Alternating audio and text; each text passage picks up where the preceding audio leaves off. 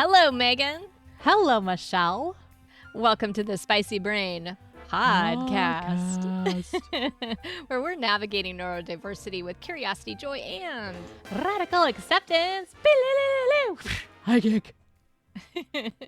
So if you're new to us, welcome. We're so excited that you're joining us today. We always love new listeners and to get your feedback. And for those of you returners, you know who you are. We love you guys so much. We get so many. Yes, we just get so much. I have to say, like, this is really true. You know, we're obviously sisters, right? And we're not professionals at looking at all this neurodiversity and ADHD stuff. We're just navigating it together. But what I love is so much of our community who they have their own expertise in something, they'll kind of shout out or tell us at least their own personal versions of things, if not, you know, actual researched, you know, their own lived experience research, so to speak. I don't know, I keep getting surprised about what I learn and what I learn about others and from others. It's been really cool. I mean, you know, we say we're not professionals, but technically I am a professional at ADHD. You have been working on it hard. I mean, I've been working on it for 4 solid decades. So yeah. Come on, true. guys. And I think also, I can say I'm a professional now. And I'm a professional at living with somebody who has ADHD. Correct.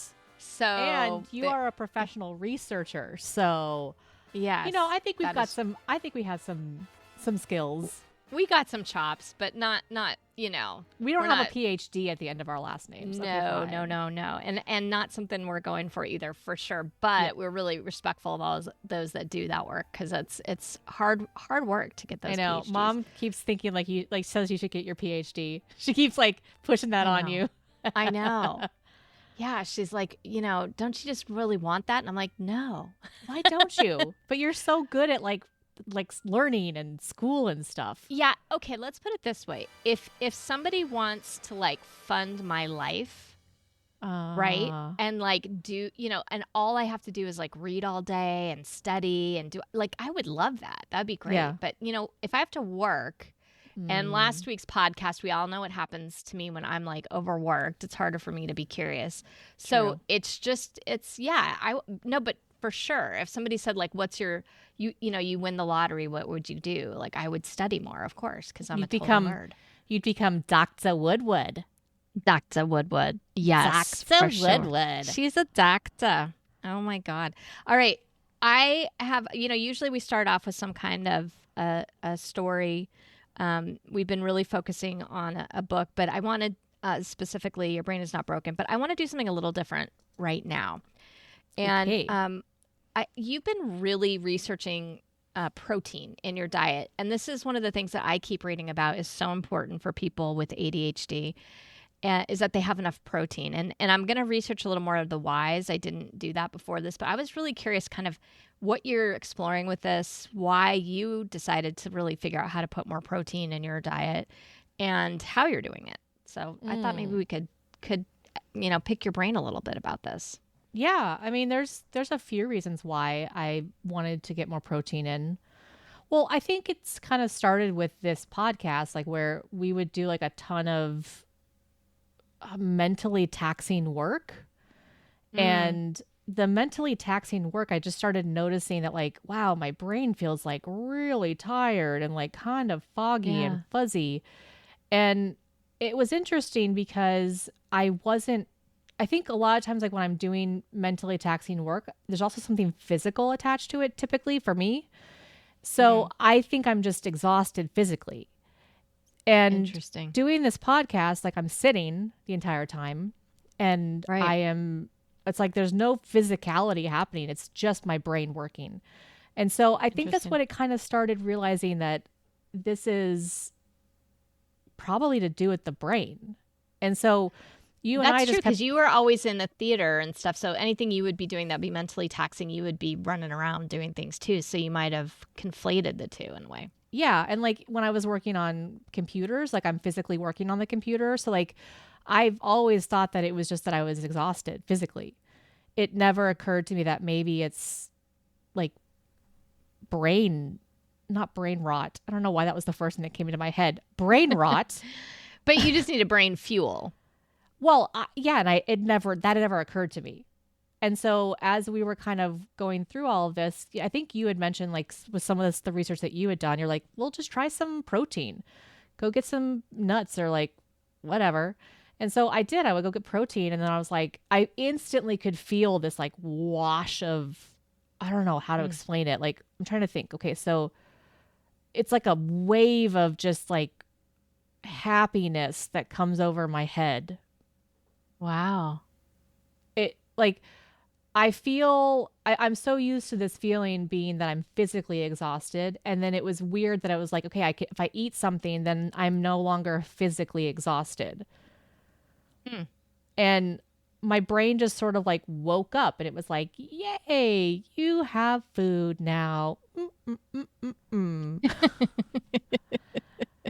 Oh my gosh. So do you think that that's something, I mean, I don't know. Have you been experimenting with like when you have it, or do you know when you need it now? Is it? No, I haven't been experimenting like with times because I think that feels like way too much work and planning, and like that feels very hard for me because then I have to plan things. And so it's more of just like I'm realizing that I need to get more protein in my diet. And Just I on the think, regular. yeah, and I think that this has sort of Hmm. become more of like in the zeitgeist of like, oh, protein's important. Yeah. And then also for me, I mean, to be very honest, like I've been working with my nutritionist for many, many years with my eating disorder. And then I have been recently working with my doctor because like, after COVID just wrecked me. And I, had gained like 60 pounds and I think it was like 2 months or something. It was some crazy amount of weight. Yeah. And I just haven't been able to like take it off. And we've been trying a bunch of different things. Like we've been trying, I've changed up my eating diet, my eating habits. I changed up like, I'm walking more and doing more work and things just were like staying exactly the same, but like nothing was coming off of me. And so my doctor was like hoping that I could probably get a little bit healthier. And so she put me on a GLP-1. So I have been doing that. And then the big And thing with that's the that one, shot. That's the yeah, shot. it's the Okay. Zepbound. And Mm. I do like a very, very low dose. Like we're trying to I told her, I'm like, I don't want to lose weight quickly. I Mm. just want something to kind of help reset my body. Cause like my goal is that I don't need it long term. And Mm. that the changes that I've made to my eating will also translate to help kind of like this GLP-1 helps to sort of kickstart it, but then I'm not relying on the GLP-1 to be the only thing that helps me lose weight. Okay. So I'm at like the lowest dose you can possibly be. And I've been on that for like 6 months. And Mm. the doc and I are like, yep, it works great. Why not? Why ruin a good thing? Right. So in that process too, I've had to kind of really think about like upping my protein because I mean, it is true when you take these things, like you just don't feel as hungry. And that's a Mm. whole new thing for me. And I also don't crave like the weird, like fat fried food and the things that I used to crave. And again, Interesting. I'm not like endorsing this or sponsoring. It's just like, I'm just explaining what got me to protein. But it sort of opened my eyes to like how if I'm going to build muscle, I really need to also have more protein. And that's the big thing of like, Mm.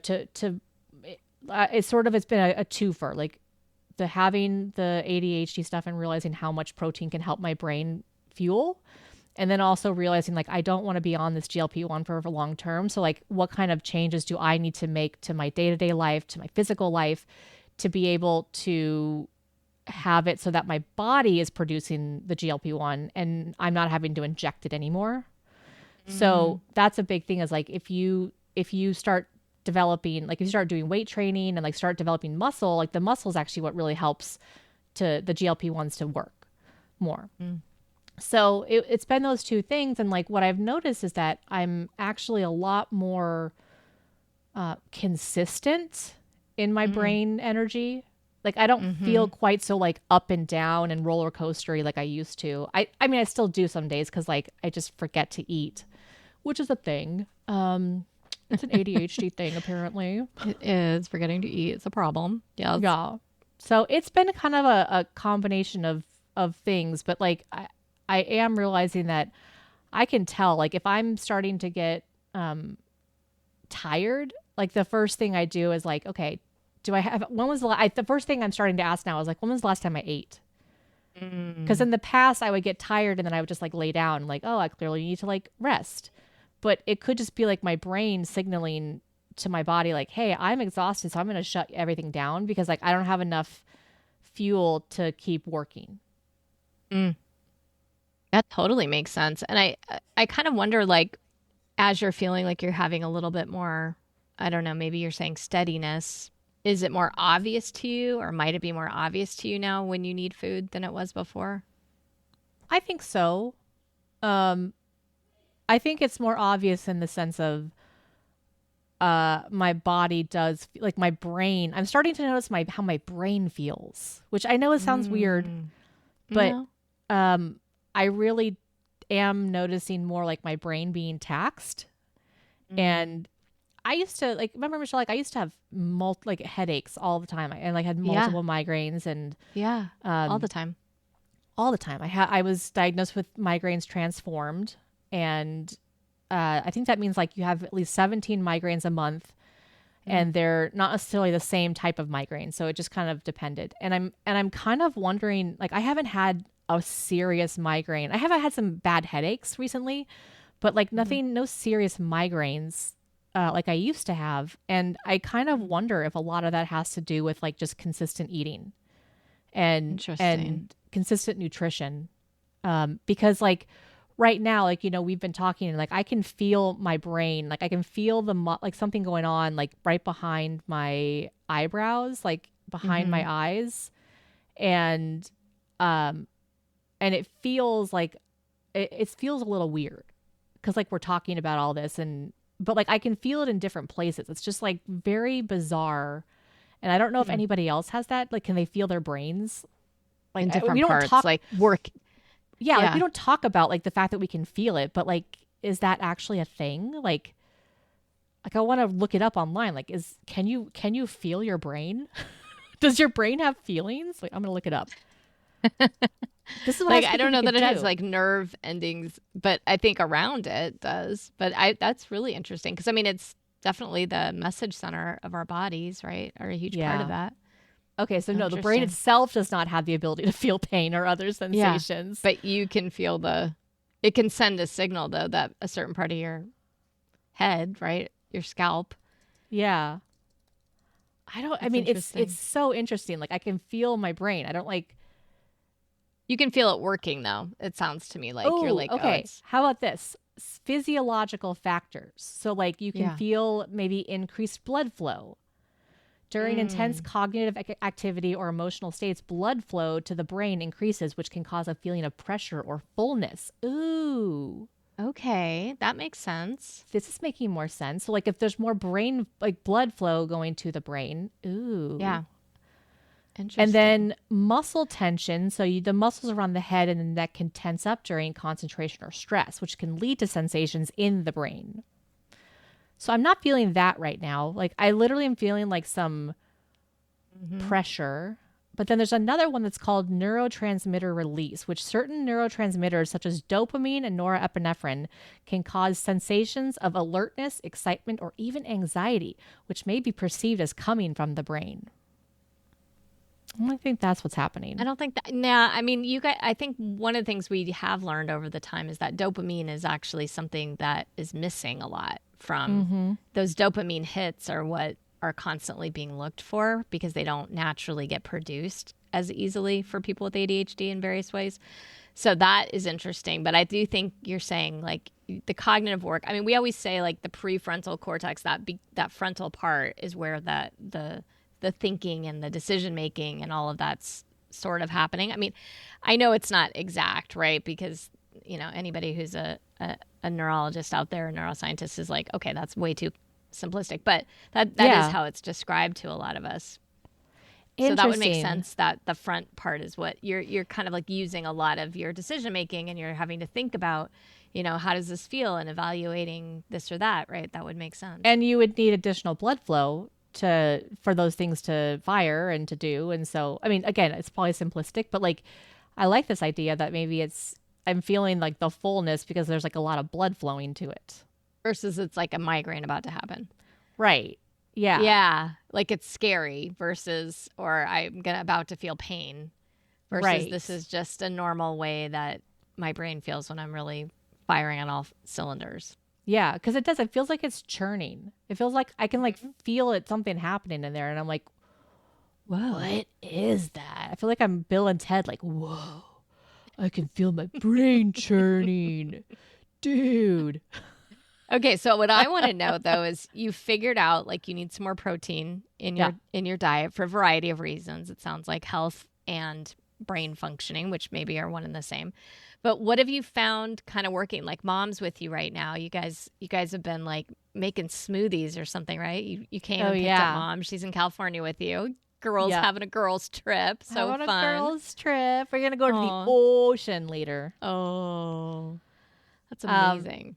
yeah, so I like one of the things I've been doing recently is smoothies. Mhm. And I, so like, it's kind of funny because like, I'm trying to like to figure out like how many things can I pack protein in. So Mm. I got this like protein powder, and then I kept putting like nut milk in the smoothie to help it kind of add a little bit extra protein. And then I realized like, oh, if like, do they make, okay, so then it started, okay, wait, hold on. Beep, beep, beep, beep, beep, beep, beep, beep, back up. I was making it with protein powder and then milk. And then I realized like I'm using way too many of these like containers of milk. And I Oh, was like, there's gotta be an easier way, like yeah. a powder form or something that you could then use and Something. then with water. So yeah, you can buy nut milk powder. Yeah. Yeah, So I got like you would have like powdered milk in it right. and yeah. Mhm. So I bought like some oat milk powder and I also bought some soy Mm. milk powder. Now I know you can't do soy, Michelle, but like the soy milk Mhm. powder, which is great, is that like it adds an extra like 9 grams of protein to it. Wow, that's great. So I have like, my 22 or 30 grams of protein and then like I have another 9 and like I'm like set to go. And Yeah. then I decided like, well, could I sneak some veggies in it? Cause like, Yeah. just to try to get as many nutrients. So I get like some frozen spinach. And so I put that in Okay. first. All right. And then, and I have like a whole routine, like a whole technique that I've learned. Like I get the powders in first and then I put the Okay. water in and then Yeah. I mix that all up so that it's like a good powder and everything. The powders are all done. Then Got I it. sneak in the spinach because Okay. then if it gets to like the Vitamix, blender part better. And Okay. then I also put in like about 8 ounces of some kind of frozen, not veggie, fruit. So like Okay. right now I'm on the banana, mango, and strawberries. And so Love I just put a it. handful of those in. And then I go and, and I put some chia seeds or chia seeds, whatever they Mm. are. And that's Mm. supposed to help with digestion. So, and I get a little Okay. bit of fiber in there too. So it's like, And so then I put it all together and like I whirl it. And I think I might actually need to get like a legit blender for these things because I think the Vitamix is like, I don't think I'm supposed to be doing this.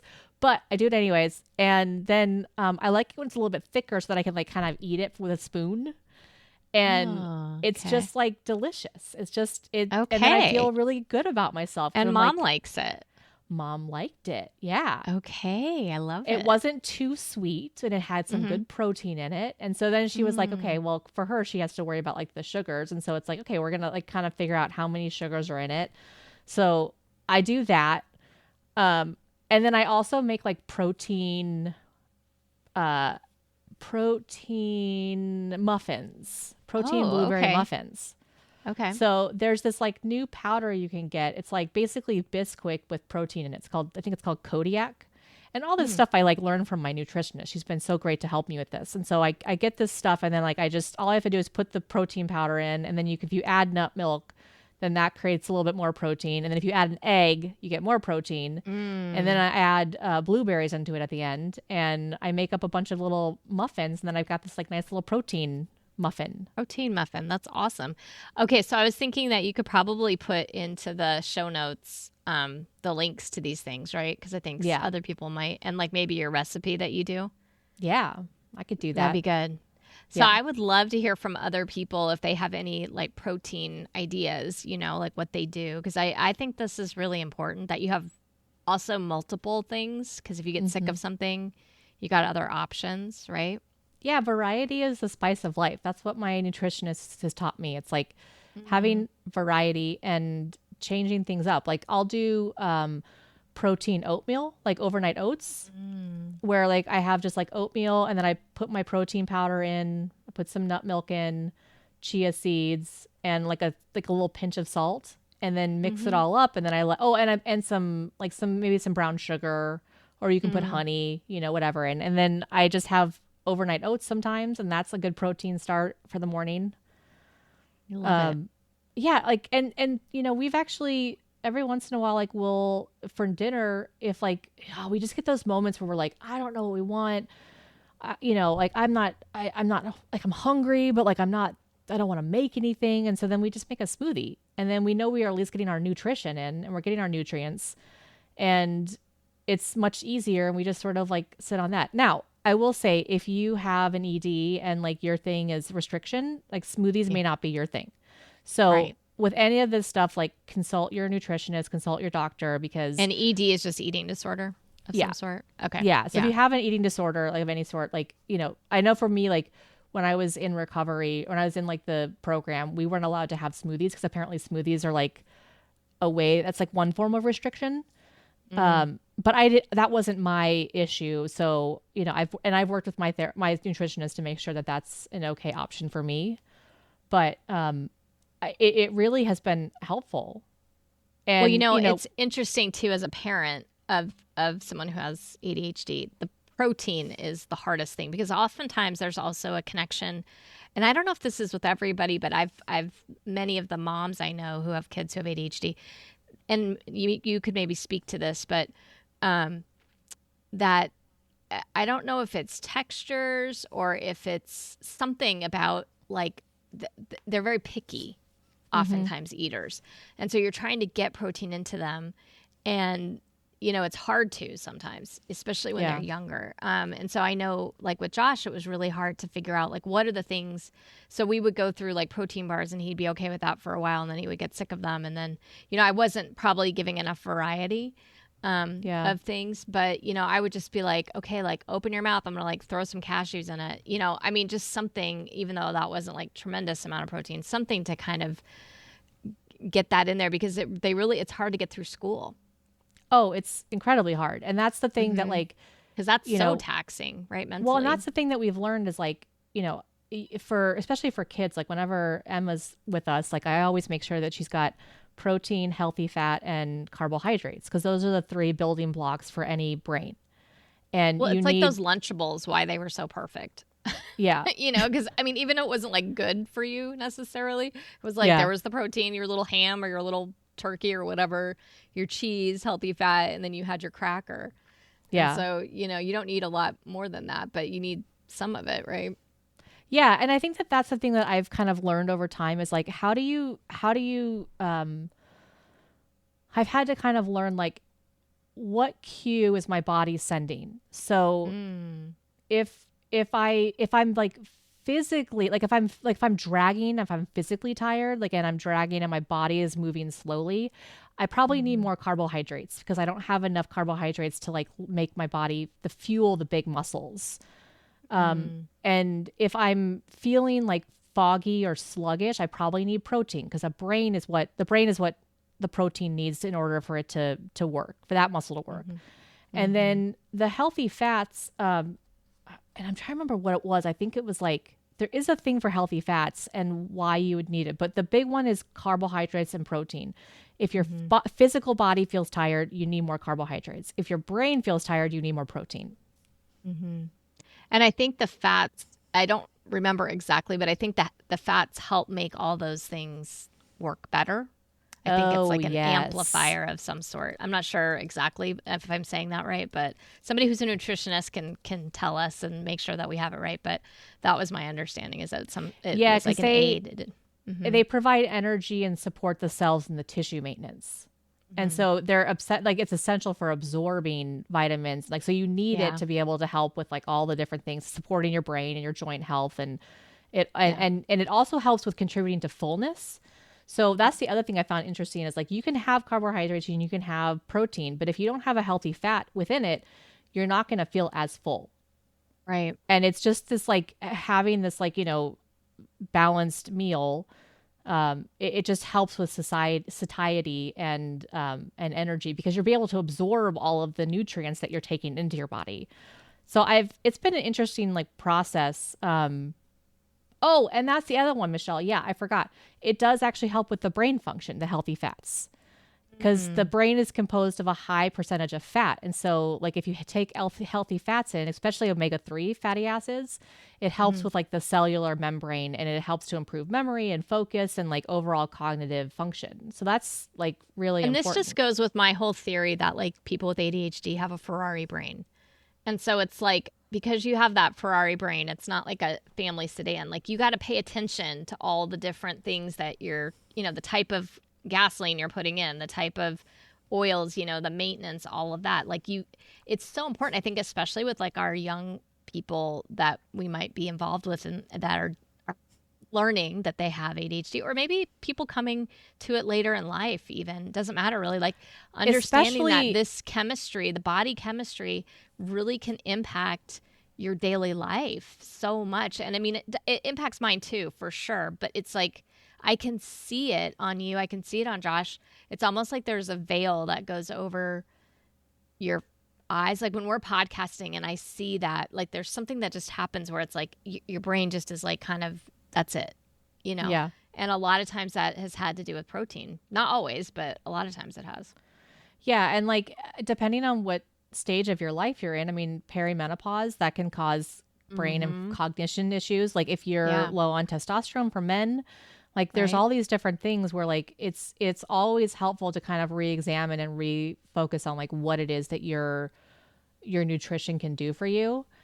And I think it's such an important thing to learn about because it's so hard. And like the great thing now is I that love TikTok and everything, but I do think we need to like make sure we're getting balanced information. You know what I mean? Like that's what I see with the young kids at the university is they'd like learn something on TikTok and then that's the thing, and I'm like, okay, well that's one part of it, but there's all these pieces, right? So yeah. Well, and there's a lady on YouTube. She's also on TikTok too, I think, but like she's a registered dietitian and her name is Abby. It's called Abby's Kitchen, Abbeys, Abby's Kitchen. And she is she's a recipe writer, a nutritionist, but she's also recovered from an eating disorder. So like the way that she talks about food is one of the few that I actually like because it's very balanced and it's based in science. And so she will go through the science of everything. She'll go through like, research papers but like in a fun way, she's actually That's really true. good editing. Yeah.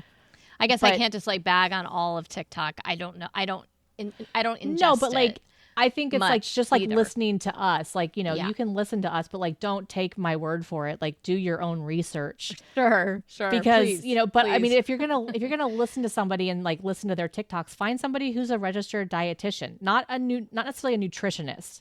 And that is actually the lady that I work with is a registered dietitian. Good point. And just because you're a nutritionist doesn't mean that you actually have training in like all of the science stuff. Like it's a different set of, and so a registered dietitian is the thing that you should look for, and whoever that makes sense for you, like find that person and follow them. But I do think it's great nowadays, like there's so many more options for protein enriched stuff, and it's really simple to just like take some protein powder and mix it into something else. Like if you're making biscuits or if you're making pancakes or like any of these things that already have a mixture to them, you could easily take, a scoop of protein powder and put it in there. If I you always drink do that coffee, with Josh's pancakes. He never knew. I just would like throw, just in the morning. Yeah, I would put protein powder in his pancakes. He didn't notice. And like with your coffee, you could take like your chocolate protein shake or your, vanilla protein shake, whatever, and use that as your milk. Like there's a lot of ways to kind of sneak in protein. And I think and there's also ones that don't taste like anything. Like there's just protein and they don't have flavors to them. So like that would be the thing I'd say, like find one that doesn't have flavors and use that one to, put in your kids. I don't know. You probably couldn't put it in like mashed potatoes or something like that. You probably, unless like you already like rehydrated it, or if it's already, in Well, a, I use rice milk in my potatoes, so I would imagine like you could put some, if it wasn't flavored, you could put some rice protein powder in. yeah. Maybe like, like make it liquid or something. We could try it. Yeah. You just I want to think the liquefy thing it is first. to be curious and to experiment with it, but also to kind of be thoughtful about, there's a reason why people go to peanut M&Ms, right? It's because there is the healthy fat, there's a little bit of protein in it, and it has that sugar, carbohydrate kind of thing going into it, and it does help fuel your brain. And so Reese's Pieces, those kinds of things, the reason that you're going to that, but you can make maybe just other options that, of course, don't forget your Reese's Pieces. Those are amazing. But finding other options throughout the day that would work. And there are a lot of bars out there too that are good. You just have to like look and see how much sugars and everything probably. But anyway, Yeah, I just was curious if, oh, go ahead. I just think that it all depends on what you need. And like, there are times like where, I need some like peanut M&Ms, and that's like that, like actually the peanut M&M is like the perfect thing for me when I'm in the car and I'm driving long distances. It just helps to kind of keep me awake enough, because I tried other proteins before, and like not having the sugar actually keeps me physically alert. So Yes. it really does depend. And this is like the big thing that I learned with food is like, there's no such thing as a bad food. There's just like nutritious and like nutritiously dense, or maybe like less nutritiously dense, but like a peanut M&M is still good. Now, if you're just eating only peanut M&Ms, okay, maybe we need to talk about Might be a problem. incorporating some more nutrition into you, but it's not a bad thing to eat whatever it is you need. Because like there are some people who like they literally, their bodies can't process whole wheat, and so they have to only eat white rice. And so we would think like, oh, white rice is not as good for you, or whatever it is. Like there's all this stuff out there on the TikToks and on the, everything, where they're telling you what it is. And like really just it's about what feels good for your body. And I say go for it. Moderation is the key, right? It's hard for us ADHDers. It is. Yeah, for sure. I also think you guys have made these like great little egg bites. That's another one that made me think of you. Oh yeah, like Protein we do egg like bites, little you can do like little egg frittatas in the muffin tin. I'm trying to think what else we do. Like we have a lot of them. And then we've also like started doing more like ground beef stuff, or ground turkey. And like we made these like ground turkey burgers, Michelle, and they're totally gluten-free, dairy-free, and you can make them yourself. And like I've never found a ground turkey burger that I was like, this is amazing. But my friend Jenza, my Green Task Jenza, she introduced them to me, and now they're a staple in our home. So they're great. See? Okay, so we're going to post some recipes, I think, because this is good. And I think if you have any recipes, anyone out there in our community, that would be amazing. We should get to start a little protein. I know it's not just protein. I know that you're talking about the more balanced, but I think specifically when you're feeling that brain fog, to try out some things and have some things ready. Even just having like a little bag of nuts in your purse or something, right, can just help you to just, stave off some of that fog sometimes, I think. Yeah, I mean, like that's why I'll have like Cliff's bars. Those are the ones that my dietitian recommended. And then while I'll make those muffins, because like then I can just go grab a muffin, and I'm like, I know that it's going to satiate me, but it also is going to have protein in it. And if I know that there's protein in it, I don't feel bad eating it. I'm like, yep, I need this for my body, and that's all there is. That's all there is.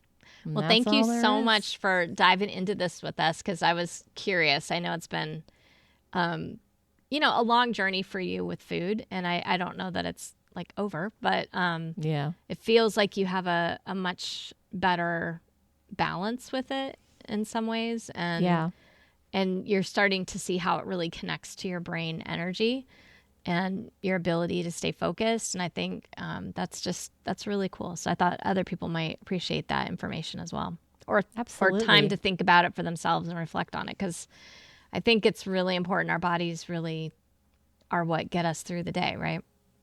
Yeah, and they deserve to be fed, and they need to be fed, especially for us Ferrari brains. Like we use more gas than most people do. So that's why that's why you might need to bulk up your kids' protein or your protein, because you don't probably even realize how much your brain is using. Like right now, like we've only been talking for 30 minutes. Like I'm going to have to go get a snack before we do the next thing that we're talking about doing. So Yeah. it's totally something to be aware of. And, you know, like my eyes are starting to feel a little bit heavier right now.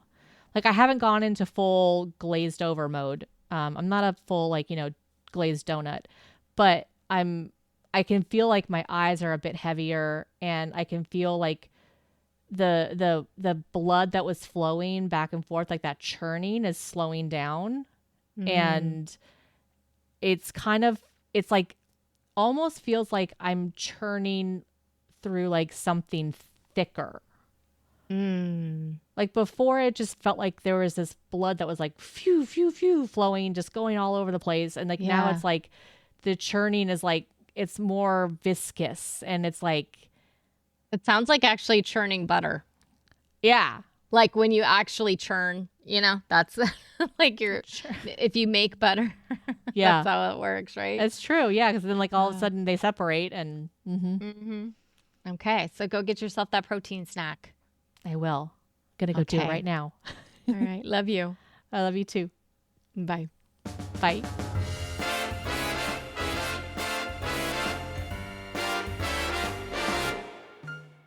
Thanks for listening to the Spicy Brain Podcast, brought to you by Spicy Brain Studios. We hope this week's impromptu chat on nutrition and how protein can help the ADHD brain gave you something to chew on, literally and figuratively. Next week, we might start a brand new book on parenting with ADHD, or we might surprise you with another impromptu topic. You'll just have to stick around to find out. Make sure to follow or subscribe on your favorite podcast app. And if you're enjoying the show, leave us a review. It really helps other neurospicy folks find their way here too. But until then, here's to a great end of the week. And remember to stay curious, joyful, and radical acceptance. High kick.